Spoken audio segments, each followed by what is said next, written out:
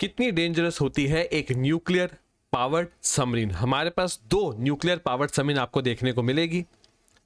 पहली का नाम है आईएनएस अरिहंत, दूसरी का नाम है आईएनएस अरिघात। अब हमारी तीसरी न्यूक्लियर पावर्ड सबमरीन रेडी होने वाली है। बहुत जल्दी हम सुनेंगे, एक डेट दी जाएगी जिस दिन कमीशन किया जाएगा आईएनएस अरिधमन को।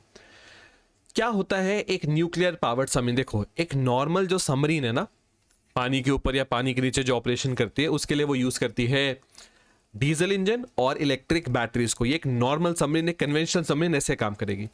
एक nuclear powered submarine nuclear reactor अपने साथ कैरी करते हैं, उसमें यूरेनियम एज फ्यूल डाला जाता है। और एक न्यूक्लियर पावर्ड सबमरीन की कोई रेंज नहीं। क्यों? अब यूरेनियम ऐसा तो नहीं है कि नॉर्मल पेट्रोल या डीजल की तरह भी यूज कर लो, उसमें तो न्यूक्लियर लेवल पे, एटॉमिक लेवल पे रिएक्शन होगा। तो जो न्यूक्लियर रॉड्स डाली जाती है, यूरेनियम के रॉड्स, उनको खत्म होने में कई साल लगते हैं। ऐसा माना जाता है कि एक न्यूक्लियर पावर्ड सबमरीन में जो यूरेनियम फ्यूल है उसकी रीफ्यूलिंग 20 से 25 साल तक जरूरी नहीं होती। सोचो, 20 से 25 साल तक वो सबमरीन चलती रहेगी। आप इसको कहीं भी लेके जा सको, पानी के नीचे रखो, कोई प्रॉब्लम नहीं आएगी। हाँ, आपको क्यों बार बार आना पड़ेगा बाहर? ऑक्सीजन के लिए, जो सेलर्स है उनके फूड के लिए, उनकी सप्लाईज के लिए। नहीं तो अगर उसमें मान लो किसी तरह से आप उसको ह्यूमन के बिना चला सको, एक रोबोटिक्स न्यूक्लियर पावर सबमरीन आ जाए, उसकी टेक्निकली कोई रेंज ही नहीं है, वो दुनिया में कहीं भी जा सकती है।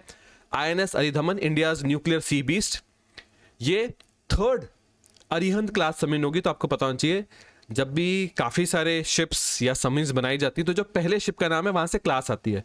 तो पहले शिप का नाम था आईएनएस अरिहंत, फिर अरिघात, फिर अरिधमन। तो तीनों की क्लास क्या होगी? अरिहंत क्लास। ठीक है, अरिहंत क्लास की न्यूक्लियर पावर सबमरीन जल्दी ही इसकी कमीशनिंग की जाएगी बाय द इंडियन नेवी। इसको इस टाइम पे फाइनल ट्रायल सब कुछ हो चुका है इन वाइजैग विशाखापट्टनम।